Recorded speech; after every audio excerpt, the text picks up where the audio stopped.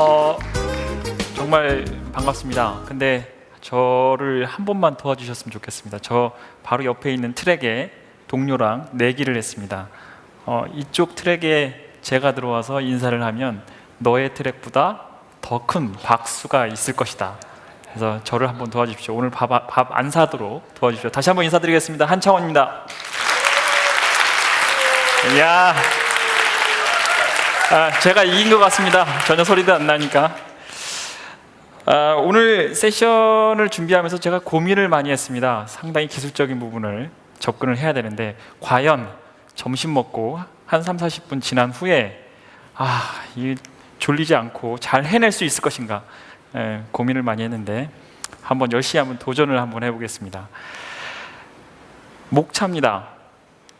트렌드 간단하게 말씀드리고 지금까지 어땠고 그 다음에 제가 오늘 말씀드리고자 하는 싱글 VLAN 아키텍처 좀 뭐 그럴싸하죠? 싱글 그리고 VRD가 무엇인지에 대한 부분을 언급을 드리겠습니다.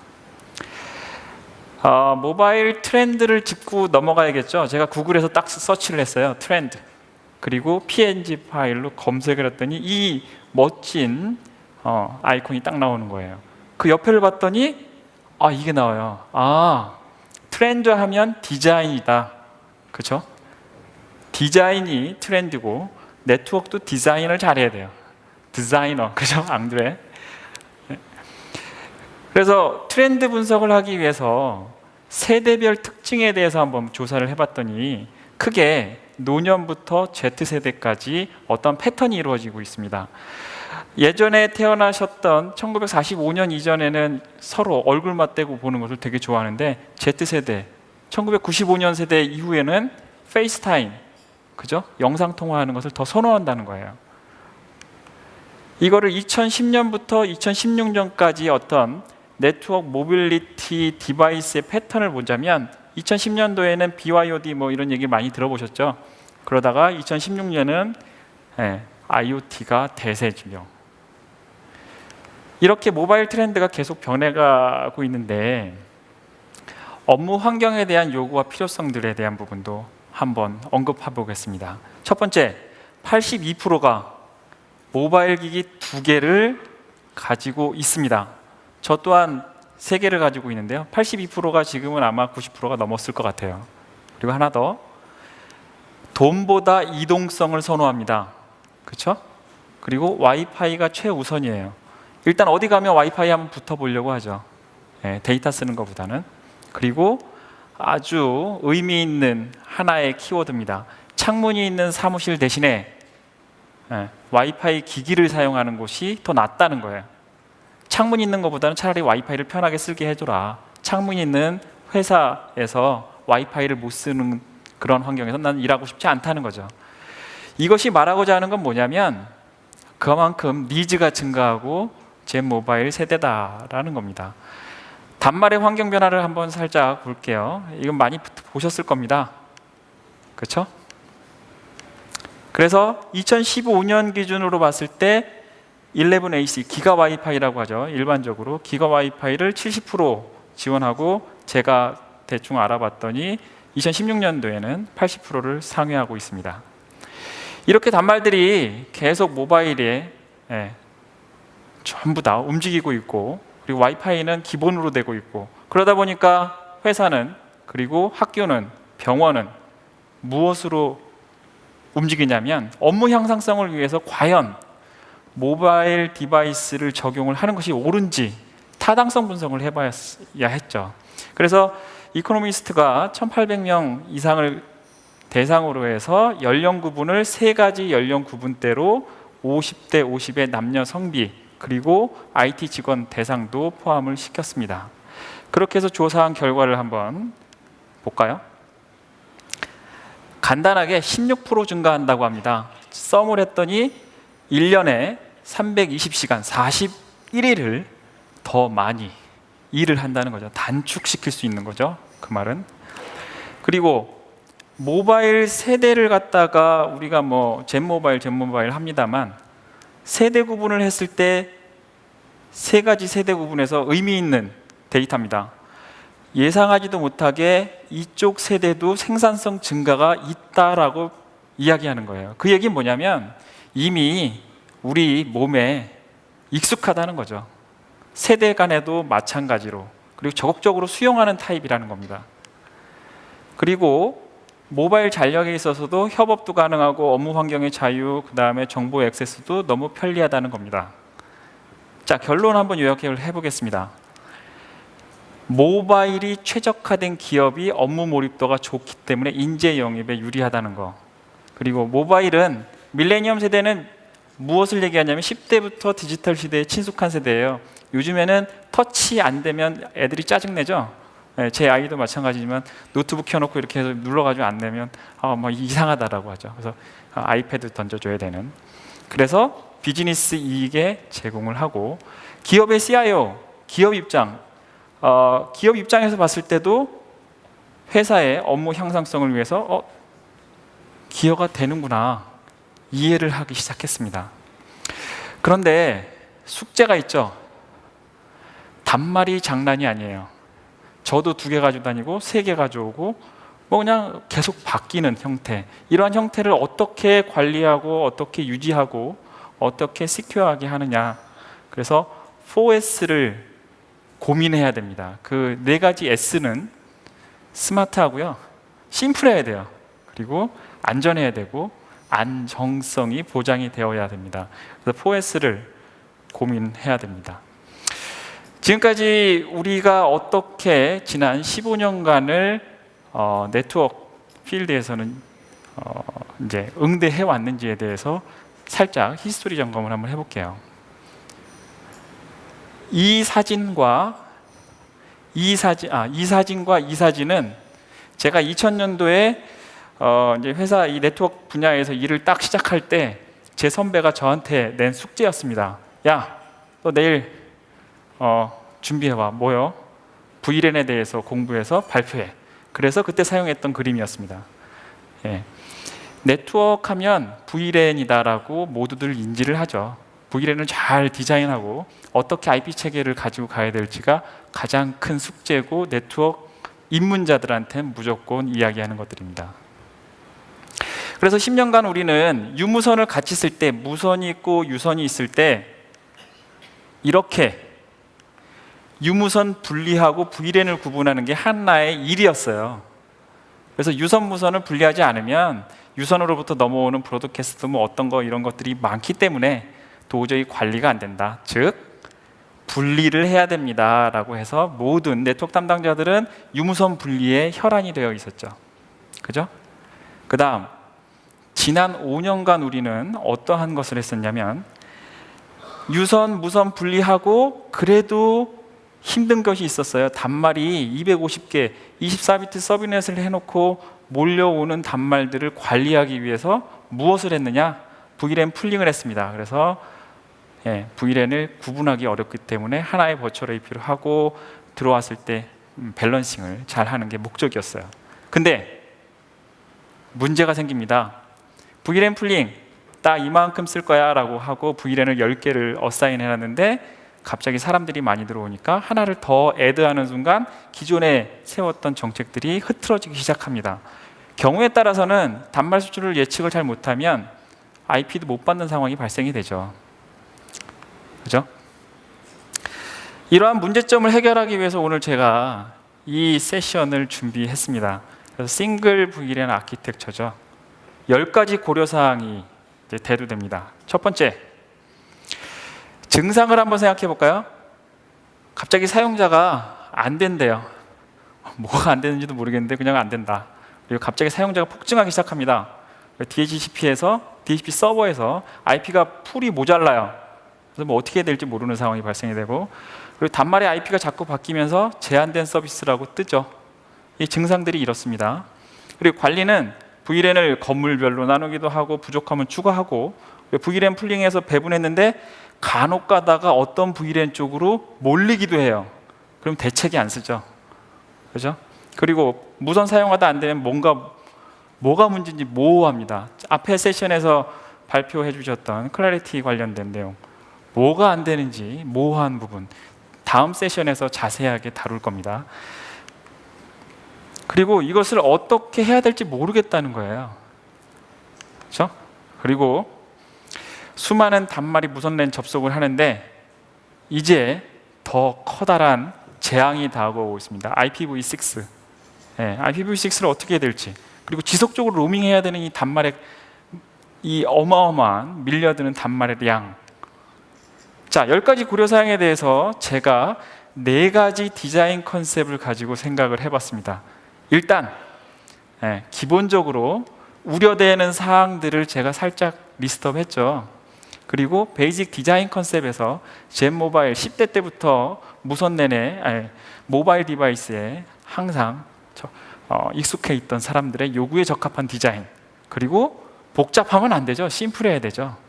그죠? 자, 옛날 컨셉입니다. 그래서 V랜 풀링을 쓰지 않고 그냥 단말이 10번대 V랜, 10번대 V랜을 지금 사용하고 있어요. 건물이 1번이고 건물이 2번이고 SSID는 동일하게 아루바라는 SSID를 쓰고 있습니다. 단말이 층간 이동, 건물 이동을 할 수 있죠. 그리고 V랜 변경으로 신규 IP를 할당하면 돼요. 즉 이게 무슨 얘기냐면 단말이 1번, 10번 IP를 받았던 단말이 저쪽으로 가면 20번 단말 IP를 받으면 돼요. 그게 뭐가 문제인데요? 그렇죠. 문제가 됩니다.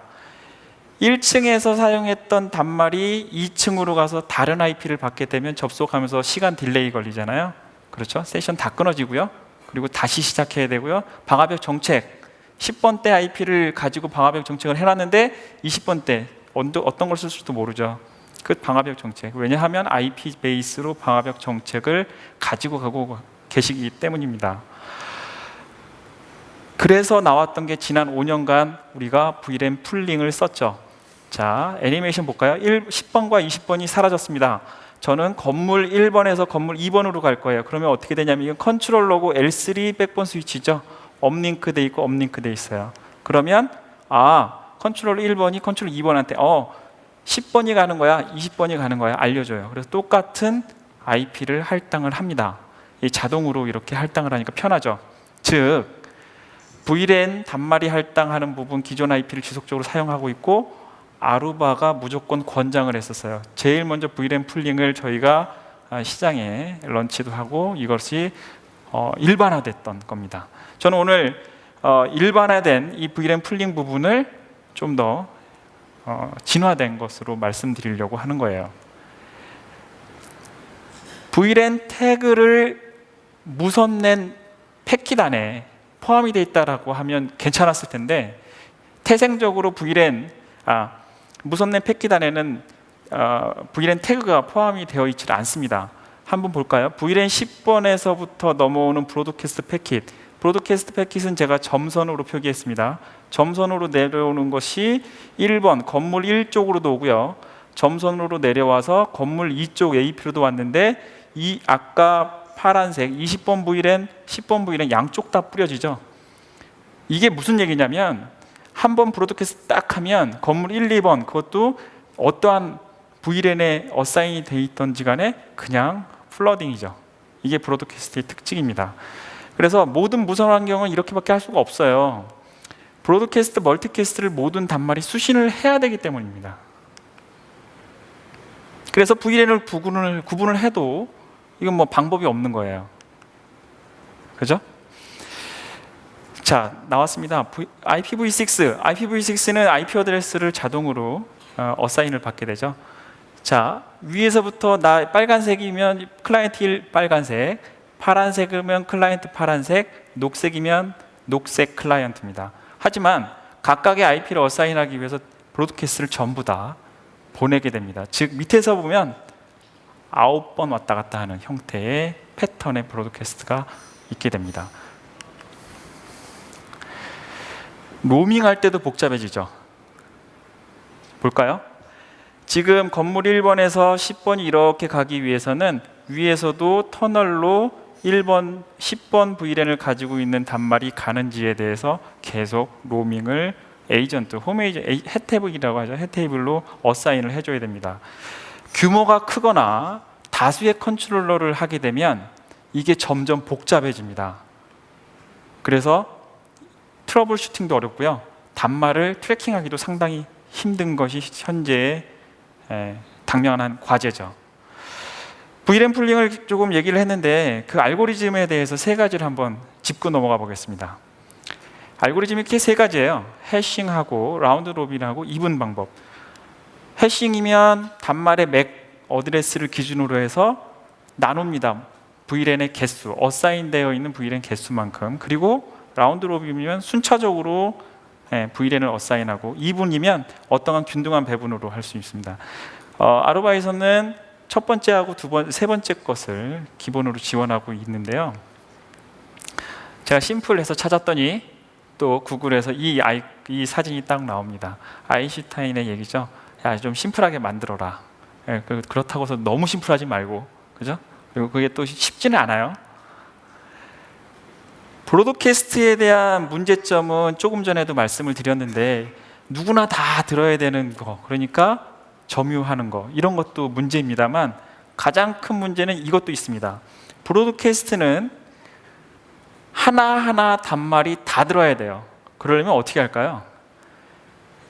무선에서 데이터 레이트라고 하는데요. 데이터 레이트를 사용하지 않고 브로드캐스트, 멀티캐스트는 베이직 레이트를 사용합니다. 베이직 레이트는 1Mbps를 사용해야 돼요. 2.4GHz에서. 그리고 5GHz에서는 6Mbps를 사용해야 되는데 24MB, 54MB를 쓸 수 있는 데이터 레이트를 1MB로 하니까 그만큼 천천히 가겠죠. 즉 브로드캐스트 패킷 10개를 날리는 거하고 유니캐스트 패킷 10개를 날리는 거랑 시간 점유율을 따져보면 그만큼 많이 걸린다는 거죠. 왜 그럴까요? 브로드캐스트 끝까지 가야 됩니다. 멀리까지, 최대한 천천히, 그죠? 모든 사람이 들을 수 있도록, 즉 또박또박 천천히 이야기해야 모든 사람들이 이해할 수 있는 거죠. 그러면 점유 시간 증가하고요. 점유 시간이 증가하면 전체적인 속도가 저하가 됩니다. 그래서 진화가 필요하죠. 자, 싱글 VLAN의 디자인 아키텍처입니다. 아까 똑같은 그림 이제 익숙하시죠? 건물 1번, 건물 2번, SSID, VLAN 1, VLAN 1. 자, VLAN 1번과 VLAN 오른쪽의 VLAN 1을 건물을 이동을 시켜 보겠습니다. 그러면 그냥 1번 IP를 받으면 돼요. 장점이 뭐가 있을까요? VLAN을 멀티플하게 가져갈 필요 없다. 그리고 IP 모빌리티, L3 모빌리티, 홈 에이전트, 도메인 이런 거 세팅할 필요가 없어요. 그리고 VRRP, VLAN이 10개라고 하면 VRRP 10개를 만드셔야 되고요. VLAN이 128개면 VLAN 128개의 리던던시를 위해서 백본 컨트롤러에서 VRRP를 128개를 만들어야 돼요. 장비에 따라서는 VRRP 개수 제한이 있죠. 128개, 256개. 그걸 넘어서는 고객을 제가 많이 숱하게 봤습니다. 이러한 당면된 숙제죠. 그리고 단순하게 효율적으로 쓸 수 있다는 거, 스마트하고 심플하지 않습니까? 자, 고려사항이 있습니다. 걱정이 앞서죠. 왜 걱정이 앞서냐면 어떻게 브로드캐스트와 멀티캐스트를 제어할 것이냐는 거잖아요. 제가 좀 전에 말씀을 드렸던 것 중에, 야, 이건 너무 기본적인 거라서 제어하기가 어렵습니다. 누구나 다 들어야 되기 때문에 당연한 거죠. 근데 그걸 어떻게 제어할 것이냐, 그 큰 VLAN을 가지고 사전에 확인이 필요한 것들도 있습니다. 라우터, 스위치, DHB 서버, 방화벽 정책의 스펙을 좀 더 고민을 해야 돼요. 그리고 이것을 어떻게 해야 되는지, 그리고 좋아, 네 말대로 내가 바꿔보겠어. 그러면 디폴트 세팅에서 뭘 바꿔야 돼? 이러한 대한 질문에 대해서 한번 짚어보겠습니다. 자, 싱글 VLAN 아키텍처를 어떻게 구현할 것인가, 그리고 브로드캐스트를 어떻게 필터링할 것인가, 세 가지 키워드입니다. 브로드캐스트, 멀티캐스트만 고려하면 VLAN 풀링과 싱글 VLAN 아키텍처랑은 전혀 차이가 없어요. 그죠? 그리고 터널 모드로 동작을 해서 컨트롤러에서 필터링하면 돼요. 그리고 브로드캐스트, 멀티캐스트를 어떻게 잘 옵티마이징 하면 됩니다. 좀 이따가 그거에 대한 하나하나의 값을 확인하겠습니다. 라우터, 스위치, DHCP 스펙, 이번엔 밑에서부터 올라가 볼까요? 방화벽 정책이 IP 기반으로 되어 있습니다. 고객이. 그리고 컨트롤러에서 방화벽 정책을 이용할 수 있나요? 저희 방화벽이 내장돼 있죠. 아루바 컨트롤러. 그래서 IP를 어떠한 커다란 도메인으로 바꿨다라고 했을 때 정책을 방화벽에서 할 수 없다라면 아루바 컨트롤러 방화벽에서 정책을 동일하게 줄 수 있다는 거고요. 단 계정 정책을 사용할 수 있는 방화벽이 있다라면 계정 가지고 바로 적용하실 수가 있죠. 그리고 DHCP 서버 스콥을 확인하셔야 되는데요. 어떠한 고객은 리눅스 서버에 DHCP를 올려서 쓰시는 분도 계세요. 근데 리눅스의 일반적인 스콥이 16비트 마스킹을 지원하지 않습니다. 그 정도의 커다란 데이터 메모리 풀 사이즈를 지원하지 않기 때문에 그렇고요.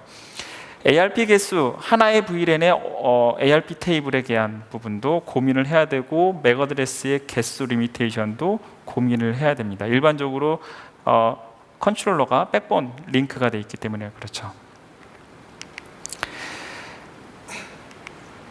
자, 브로드캐스트 패킷은 크게 세 가지 키워드로 나눠지는데요. 베이직 기능용, 일반적으로 통신을 하기 위한 베이직 브로드캐스트가 있는데 VRRP, IPv6, DHCP 쭉 이러한 것들은 기본적으로 발생하는 브로드캐스트라는 겁니다. 그리고 ARP 업데이트, GRP 쭉 있습니다. 이러한 부분을 컨트롤러가 잘 필터링을 해야 돼요. 그러면 제가 이 앞에서 되게 복잡한 되게 어려운 것처럼 계속 얘기를 했는데 필터 어떤 알고리즘을 하면 되는지 한번 살펴보겠습니다. 유선으로부터 내려옵니다. 1.10의 IP가 누가 가지고 있어 라고 하는 ARP 브로드캐스트를 날리죠. 이게 이렇게 내려옵니다. 그러면 2번으로 가고 이쪽으로도 여기 있는 단말로 전부 다 뿌려지죠. 여기 1.10이 있습니다. 즉 1.10 누가 가지고 있어 라고 브로드캐스트 나오면 1.12 리턴 나야 라고 이렇게 얘기하겠죠. 그 브로드캐스트는 오른쪽으로도 플러딩이 되게 돼 있습니다. 즉 점선 빨간색이 브로드캐스트 나가는 건데요. 이거를 컨트롤러가 브로드캐스트를 유니캐스트로 바꿉니다. 어떻게? 유선으로부터 내려오면 컨트롤러는 이미 알아요. 뭐를? 1.11의 IP가 어디에 있는지, 어느 AP에 있는지를 알고 있습니다. 따라서 브로드캐스트가 아닌 여기서부터는 점선이 아니라 실선으로 가죠. 즉 유니캐스트로 보냅니다. 아까 말씀드렸죠. 유니캐스트는 장점이 뭐죠? 더 빨리 보낼 수 있다는 겁니다. 두 번째입니다. 누가 20번의 IP를 가지고 있어 라고 하는 부분을 이렇게 플러딩을 합니다. 근데 여기 밑에 단말을 보면 20번의 IP를 가지고 있는 단말이 하나도 없어요. 근데 20번이 누가 가지고 있어 보내는 거, 이러한 것의 패턴은 보통 뭐죠? IP 스캔 툴이죠. 그래서 브로드캐스트를 쫙 날려서 그 IP를 가진 단말이 리턴하게 하는 그 값을 찾기 위한 건데요. 단말 IP도 없는데 이러한 언노운 브로드캐스트를 보냅니다. 이 부분을 어떻게 아르바 컨트롤러가 필터링 하는지를 보겠습니다. 20번 누가 있어? 컨트롤러는 이미 압니다. 20번이 없다는 사실을. 그래서 아예 플러딩 자체를 안 하죠. 유선으로 플러딩 하죠.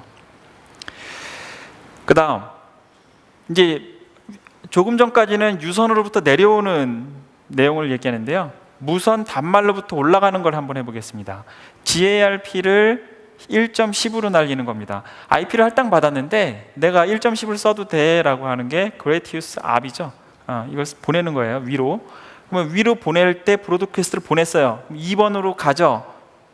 이거 스위치 컨트롤러입니다. 위로 보내고 유선으로도 보내고 밑에 있는 AP 2번으로도 보내죠. 즉 내가 Gradius ARP을 1.10에서 날리게 되면 전혀 상관없는 다른 쪽 네트워크까지도 플러딩이 되는 거죠. 그거를 어떻게 필터링을 하는지 좀 보겠습니다. 일단 보내는 거 Gradius ARP은 당연히 보내야겠죠. 유선으로도 플러딩해서 DHCP 서버로까지는 갑니다. 위에 상단으로 갑니다만 오른쪽 AP 2번 쪽으로는 보낼 필요가 없죠. 그래서 그쪽으로 보내질 않습니다. 즉 AP 1번과 AP 2번은 완전히 아이솔레이션 되는 형태로 동작을 하게 됩니다.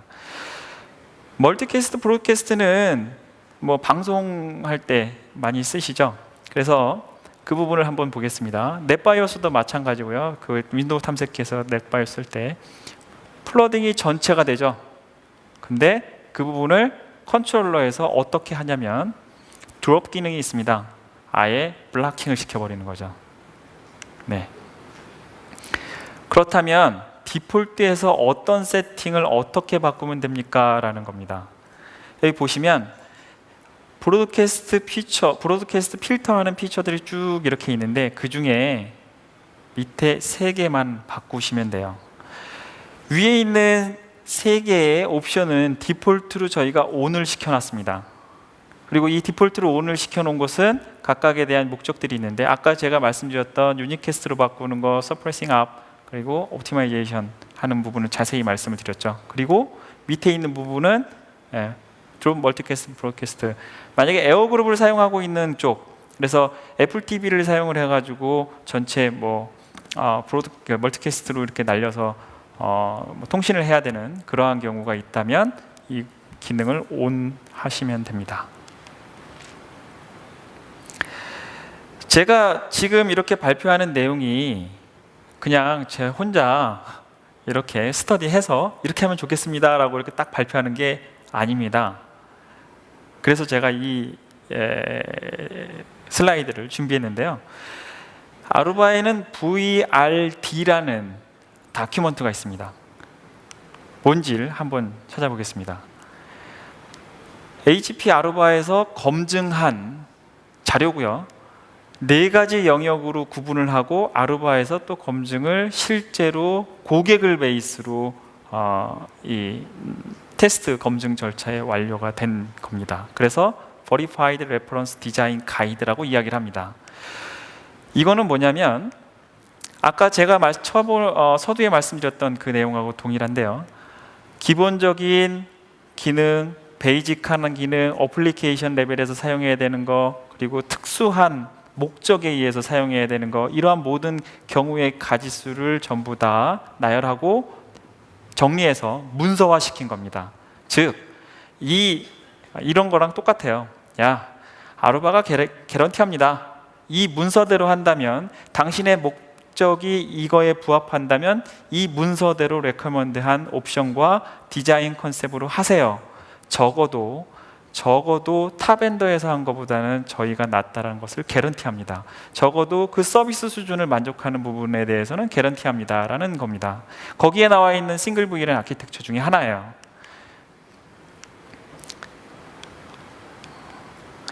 그래서 어디에서 다운로드 하시면 됩니까? 라는 질문을 제가 받았어요. 아루바 홈페이지에 가셔서 리소스에 가셔서 레퍼런스 디자인 가이드라고 있어요. 레퍼런스 디자인 가이드에 가시면 각각의 디자인 카테고리별로 나와 있고요. 이 카테고리별로 나와 있는 리스트가 한 30여 가지가 됩니다. 거기에 가서 내가 만약에 캠퍼스 네트워크, 내가 만약에 리테일 쪽의 네트워크, 그걸 클릭을 하시면 그 내용을 상세하게 보실 수가 있습니다.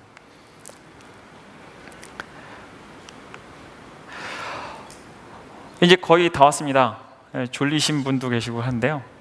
이게 아루바가 제안하는, HP 아루바가 제안하는 레퍼런스 디자인의 표준입니다. 스탠다드 표준이에요. 적어도 이러한 표준 디자인으로 만약에 고민을 하셨고 디플로이를 하셨다라면 개런티 한다라는 하나의 표준인데요. 이 한마디 남기고 이제 서서히 마치고자 합니다. 유무선 사업을 하실 때는 유무선을 잘하는 전문가랑 하셔야 됩니다. 디자인을 잘못한 네트워크 아키텍처를 다시 뒤집으려면 거긴 거의 불가능해요. 제가 고객 미팅을 하고 컨설팅을 해보고 문제점 진단을 이렇게 하다 보면 첫 단추가 잘못 끼워져서 이 첫 단추 때문에 계속 잘못되는, 그리고 어느 누구도 손을 못 대는, 그리고 거의 이건 그런 거죠. 무덤이 돼버리는 그러한 프로젝트, 그러한 디자인들이 많이 있었어요. 그래서 정말 이제 향후에 네트워크 쪽으로 하시던 무선으로 하시던 이러한 부분을 접근하신다면 꼭 디자인적인 측면에서 HP 아루바의 버리파이를 받으셔가지고 디자인을 하시는 것을 권장드립니다. 네, 이것으로 마치겠습니다. 감사합니다.